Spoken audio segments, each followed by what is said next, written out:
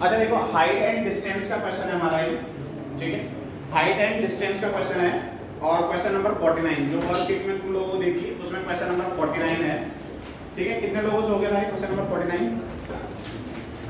ठीक है, very good युवराज, हो गया था अध्ययन 50 और 50 तक किस किसने करे थे क्वेश्चन? जिन लोगों ने 50 तक के करे थे उन लोगों से 49 तो हो ही गया होगा, हो गया था, ठीक है। चलो देखो क्वेश्चन नंबर 49 लिखा हुआ है, एन एरोप्लेन फ्लाइंग हॉरिजॉन्टली, ठीक है। हॉरिजॉन्टली का मतलब समझे, ठीक है। वर्टिकल का मतलब हो गया ऐसे में, तो एक एरोप्लेन यहां पर है और ये हॉरिजॉन्टली मतलब ऐसे उड़ रहा है, ठीक है।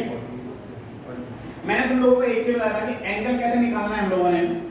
जैसे हम लोग यहाँ पर हैं और कोई चीज हम लोग देख रहे हैं ऐसे ना, ठीक है, तो आई से ऐसे कांटेक्ट बनाओ या फिर जैसे जो ऊपर फैन है फैन को देखने की कोशिश करो। अभी पहले हमने ऐसे देखा और अगर हम इसके नजदीक जाएंगे तो हमें क्या करना पड़ेगा, गर्दन को और ऊपर उठाना पड़ेगा, है ना। तो सिंपल सी बात ऐसे रख लो कि अगर हम किसी पॉइंट से देख रहे हैं तो जितना ऊपर देखेंगे ये एंगल उतना बड़ा होगा।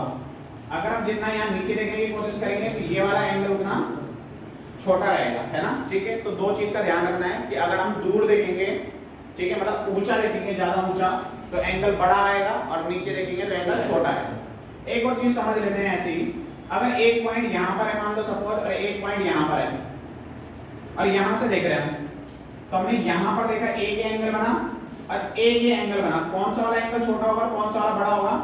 ये वाला एंगल छोटा होगा, दूर का एंगल, नजदीक का एंगल बड़ा होगा, ठीक है ना, ठीक है। इसको ऐसे रिलेट कर लेना, सामने की वॉल देख लेना, ठीक है, या फिर यहाँ से देख लेना। एक बार तुम दूर से देखोगे वॉल तो आंखें जो है हमें जो आईज है ज्यादा नहीं उठानी पड़ेगी, लेकिन जब नजदीक चले जाएंगे तो आईज को ज्यादा उठाना पड़ जाएगा, है ना, ठीक है। तो इस तरीके से एक एरोप्लेन है, ये ऐसे an aeroplane flying 1 kilometre above the ground, जमीन से कितना ऊपर है? 1 किलोमीटर, ठीक है। Going away from the observer, observer ये है और इससे अवे मतलब इससे दूर जा रहा है। पहले यहां पर था एरोप्लेन, अब यहां से दूर चला गया इधर, है ना, ठीक है। At the elevation of 60 degree after 10 second its elevation observe to the 30 degree. तो अगर तुम लोगों को समझ में नहीं आया कौन सा एंगल कहां पर रखना है, दो एंगल दिए हुए क्वेश्चन में, तुम्हें समझ में नहीं आ रहा कौन सा वाला एंगल कहां पे रखना है, तो सिंपल सा लॉजिक लगाओ कि ये वाला एंगल बड़ा बन रहा है और ये वाला एंगल छोटा बन रहा है। आगे समझ में?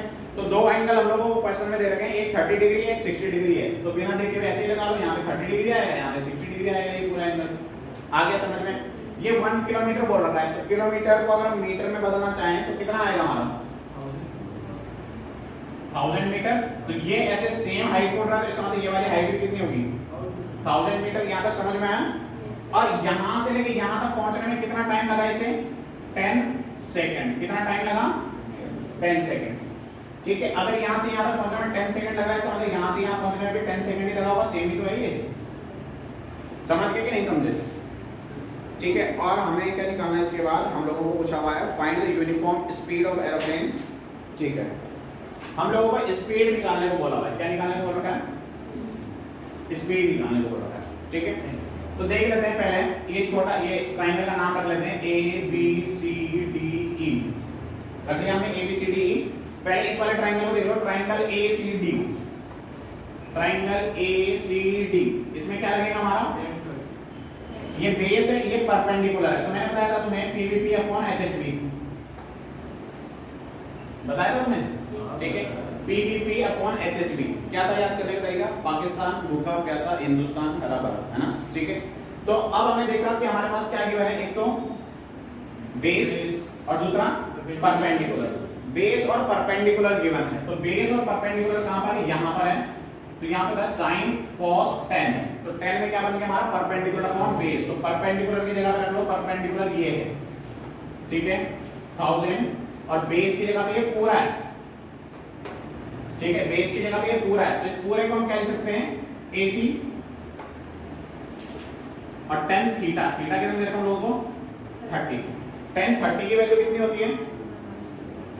1/√3 इक्वल टू 1000 अपॉन AC। अच्छा अभी एक चीज मैंने तुम लोगों को बताया था, मैंने बोला था कि जो जिन लोगों को नहीं हो रही है इसकी वैल्यू याद, वो 10 में 0, 45 और 30, 45 और 60 की वैल्यू याद कर लेना। तो 10 में एक तो क्या हमारा 0, 30, 45, 60, 90, ठीक है। तो एक 30 की वैल्यू होती है 1/√3, इसकी होती है 1, इसकी होती है √3। यहाँ पे होता है 0, यहाँ पे होता है इनफाइनाइट। समझ रहे हो, मतलब कैसे जा रही है वैल्यू, छोटे से बड़े की तरफ जा रही है, 0 से लेके इनफाइनाइट की तरफ जा रही है। वैल्यू कैसे जा रही है, छोटे से बड़े की तरफ। तो ऐसे याद रखना, अपॉन में वैल्यू होती है तो कम होती है ना, 1/√3 छोटी वैल्यू होगी, 1 थोड़ा बड़ा हो गया और √3 और बड़ा हो गया। तो 1030 की वैल्यू 1/√3 होती है, 1060 की √3 होती है। ठीक है, हो जाएगा यार, 1 हो गया यार।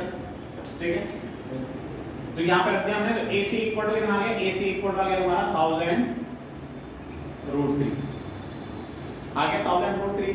अब हमने लगाया छोटे वाले ट्रायंगल में, एक ट्रायंगल ABE, ABE ये वाला। ठीक है, इसका एंगल कितना दे रखा है, है ना, लगेगा फिर से वही 1060 इक्वल टू परपेंडिकुलर। परपेंडिकुलर कितना है 1000 अपॉन AB। आया समझ में, 1060 की value √3, 1000 upon AB। AB equal to कितना हो गया हमारा 1000 अपॉन √3। अब इसको रैशनलाइज कर लो, रैशनलाइज कर लेंगे तो कितना आ जाएगा हमारा √3 अपॉन √3। तो ऊपर हो जाएगा हमारा 1000 √3 अपॉन 3। आगे समझ में, AB की वैल्यू निकाल ली हमने और हम लोगों को पूछा स्पीड निकालनी है। ठीक है, किसकी स्पीड निकालनी है, यहां से लेके यहां तक की स्पीड, कितनी स्पीड में जा रहा है। ठीक है, तो स्पीड का फॉर्मूला क्या होता है, डिस्टेंस अपॉन टाइम। तो टाइम तो हमें दे रखा है, तो डिस्टेंस तो निकाल लेते हैं पहले। BC कितनी है, ये B से लेके C तक की डिस्टेंस कितनी होगी, B से लेके C तक की डिस्टेंस होगी AC minus AB, AC minus AB। आया समझ में थोड़ा बहुत है। AC कितना है 1000√3, AB कितना है 1000√3 अपॉन 3। क्या आ रहा है पूरे में से कॉमन 1000√3। अब ये कॉमन आ गया, यहाँ पे बच जाएगा 1 और यहाँ पे क्या बचेगा 1/3। ठीक है, इसको एलसीएम लेंगे तो ये बनेगा 3 माइनस 1 कितना हो गया 2/3। और यहाँ पे दिखाइए हमारा ये, ठीक है, ये हो गया हमारी इसकी डिस्टेंस, है ना। ठीक है, अब इसको हम लोग क्या कर सकते हैं, जैसे 2000√3/3 भी लिख सकते हैं, 2000√3/3। ये तो हो गई इसकी डिस्टेंस। हम लोगों को स्पीड पूछ रही थी, speed equal to distance upon time. क्या होता है formula, speed is equal to distance upon time. Speed is equal to distance upon time. Speed हमें निकालनी है, डिस्टेंस कितनी है, ये 2000√3/3 अपॉन टाइम। टाइम कितना है समझ गए।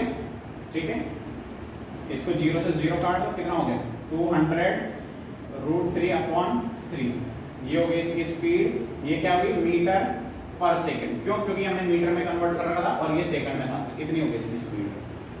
आगे समझ में, ठीक है, कितना याद है। अब ये हो सकता है कि पेपर में अगर सपोज मान लो हमें कहा कि करेक्ट टू डेसिमल प्लेसेस निकाल लो, तो हमें √3 की वैल्यू रख देनी है। यहाँ पर √3 की वैल्यू कितनी होती है 1.732। कितनी होगी 1.732। तो 1.732 से मल्टीप्लाई कर देना, 3 से डिवाइड कर देना, अगर पॉइंट में पूछ रखी है। नहीं तो अदरवाइज इसको बैठ के टाइम पास करने में लग जाना, पेपर में मार्क्स उतने ही मिलने। कितना रखो चाहे पूरा निकालो, जब तक बोल नहीं रखा डेसिमल में तब तक करना इसको डेसिमल में ऐसे कर देना, कोई दिक्कत नहीं, है ना। अगर पेपर जल्दी हो जाएगा तुम्हारा तो लास्ट में कर देना इसके साथ, है ना। ठीक है, ठीक है, 46 देख लेना जरा।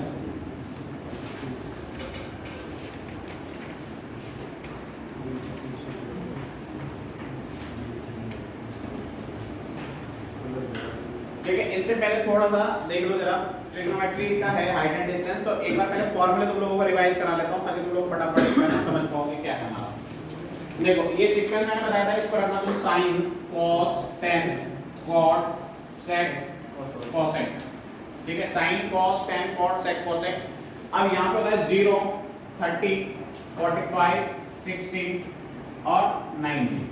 हमारे पास दो तरीके हैं इनको निकालने के। या तो फिर हम लोग क्या कर लें, साइन की वैल्यू याद करके रख लें, ठीक है, और याद जिनसे नहीं होगी मैंने बता दिया क्या करना है। ठीक है, साइन की वैल्यू से, ठीक है, साइन की वैल्यू या फिर साइन की वैल्यू याद करके ले जा रहे हैं, और जिनसे नहीं हो रही है याद, ये तरीका भी देख सकते हो तुम। क्या करना है, जैसे ये 0 लिखा, 0 से शुरू करो, 0 1 2 3 4, लिख दिया 0 1 2 3 4, सारे नंबर को 4 से डिवाइड कर दो। कर दिया सारे नंबर को 4 से डिवाइड। 4 से डिवाइड करने के बाद इन सब के अंडर रूट निकाल लो।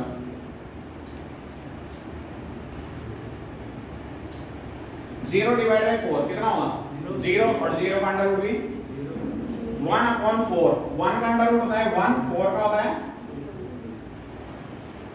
है 2, ठीक है। 2/4, 2/4 इसको कट करके थोड़ा छोटा कर सकते हैं हम। 1 का अंडर रूट हो गया 1 और 2 का हो गया अंडर रूट 2। यहाँ पे अंडर रूट 3 का तो कुछ होता नहीं है, तो अंडर रूट 3 रहा, और 4 का कितना हो गया 2, और यहाँ 4 से 4 कट करके कितना है 1। इस वैल्यू को लिख दो यहाँ साइन में, कितना है 0, 1/2, 1/√2, √3/2 और 1।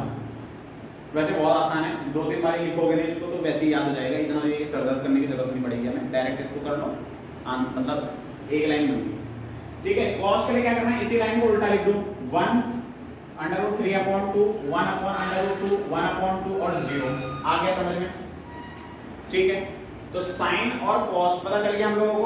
ठीक है, दूसरा अगर हम लोग देखें tan थीटा का एक फॉर्मूला, ये तुम्हारे जो ट्रिग्नोमेट्री का दूसरा चैप्टर है वहां पर भी काम आएगा। tan थीटा इक्वल टू क्या होता है sin theta upon cos theta. tan theta equal to क्या होता है sin theta upon cos theta. तो थीटा की जगह मान लो 0, जैसे tan 0 की value tan 0 equal to sin 0 अपॉन cos 0। तो sin 0 की वैल्यू बताओ जरा कितनी है 0, 0 अपॉन 1, ये की वैल्यू 0। अब हमें निकालनी मान लो सपोज tan 30 की, tan 30 sin 30 cos 30। sin 30 की वैल्यू 1/2 और उसकी वैल्यू √3/2। ठीक है, तो बाहर वाला का मल्टीप्लाई, अंदर अंदर वाला का मल्टीप्लाई, 1/2 2/√3 है ना, समझ गए? तो 2 से 2 कट के कितना है ना, सीधा सीधा ऐसे मान लो, चलो 2 से 2 कट के कितना है,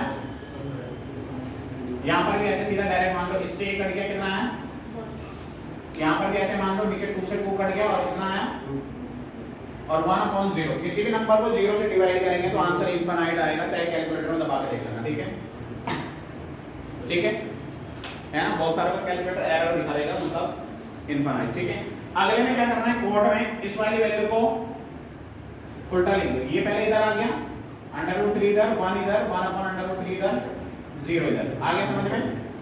और sec थीटा के लिए क्या करना है, sec थीटा देखो एक और फार्मूला तुम्हारा याद हो जाएगा, यहाँ से ऐसे रख लेना चाहिए, बाहर बाहर वाले अंदर अंदर वाले, है ना। ठीक है, cos कहां पे है, होंगे sec पे। तो sec की वैल्यू क्या होगी, जो cos है ना, cos का रेसिप्रोकल, cos को उल्टा कर दो। cos की वैल्यू कितनी दे रखी है 1, इसके नीचे 1 ही मान लेते हैं, इसको उल्टा करके तो कितना आएगा, है ना, ये √3/2, इसको उल्टा करके दो, इसको उल्टा करेंगे तो इसको उल्टा करेंगे तो, और ये देखो ये 0/1 है, तो क्या बनेगा इसको उल्टा करने पे 1/0। 1/0 मैंने बोला नीचे किसी में भी डिनोमिनेटर में 0 होगा तो क्या आएगा आंसर, आ गया समझ में? अब इस वाले लाइन उल्टा लिख दो, बस होते के सारे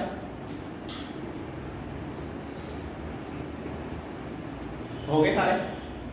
ठीक है, आगे टेबल समझ में है ना। अब यहाँ से इसको बनाने के बाद जो भी तुम्हारा हाइट एंड डिस्टेंस में कहीं 30 की वैल्यू निकालनी है, साइन 40 की निकालनी है, 45 की निकालनी है, या फिर जो भी निकालना है तुम लोग निकाल सकते हो इस टेबल से। ठीक है, ठीक है। इनके अलावा एक और फॉर्मूला, ये तो सबको पता है, साइन थीटा इक्वल टू क्या होता है हमारा 1/cosec theta. cos theta equal to क्या होता है cos थीटा, ये जो सेम है इन्हीं को रेसिप्रोकल करना है, sin cos tan cot sec cosec। sin होता है 1/cosec, cos क्या होता है 1/sec, tan क्या होता है 1/cot। ठीक है, समझ गए?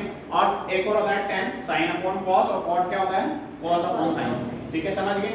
अब देख लेते हैं हम लोग, क्वेश्चन नंबर 46 था, इसमें लिखा हुआ है 2 pillar of equal height on either side of a roadway.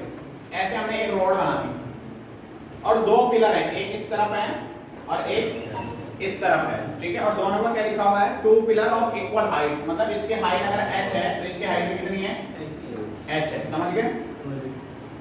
और हम लोग लिख रखा है विच इज 150 मीटर वाइड। ठीक है, जो ये रोड है बीच की, ये कितने दूर है 150 मीटर। यहां तक समझ में आया क्वेश्चन?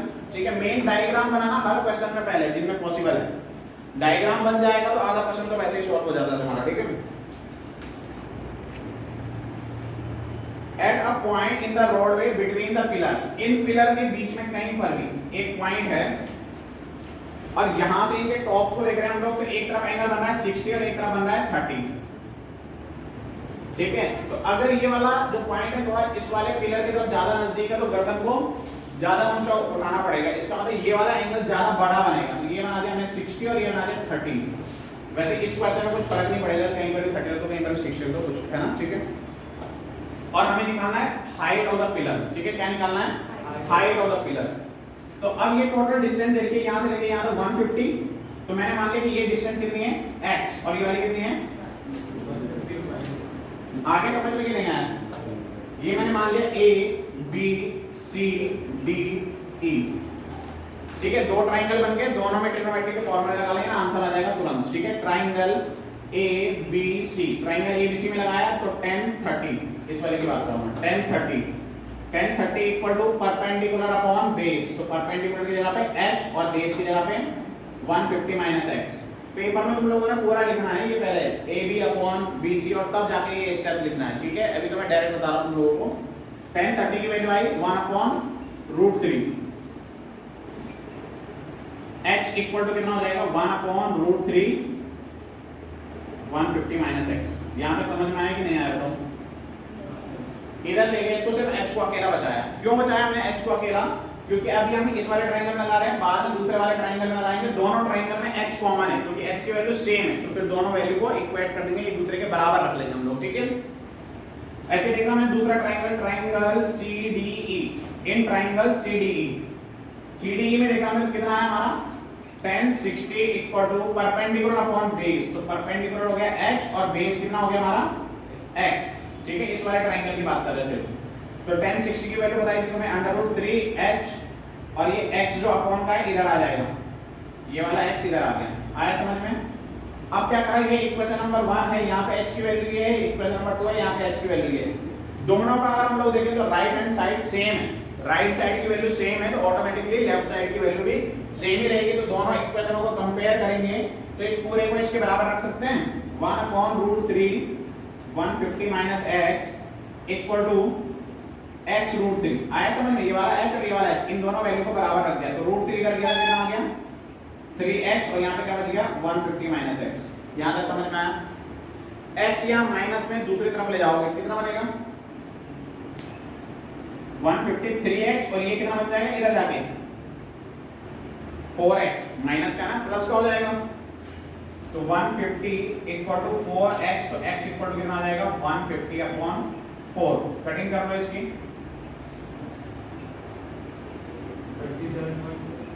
37.5। ठीक है, निकालना क्या था हम लोगों को, ये निकालना था x निकालना है। ठीक है, 2 पिलर ऑफ हाइट देना नहीं, find the height of the pillar and the position of the points. ठीक है, ये भी निकालना। तो अब हमें h भी निकालना है एक बार। तो h निकालने के लिए क्या करना है, इस वाले फॉर्मूले में लगा लो x √3। Height of the pillar कितनी आ जाएगी तुम्हारी, हाइट ऑफ द पिलर आ जाएगा तुम्हारा 37.5 √3। ठीक है, आगे समझ में? बस हो गया क्वेश्चन। और देखो कौन सा क्वेश्चन था।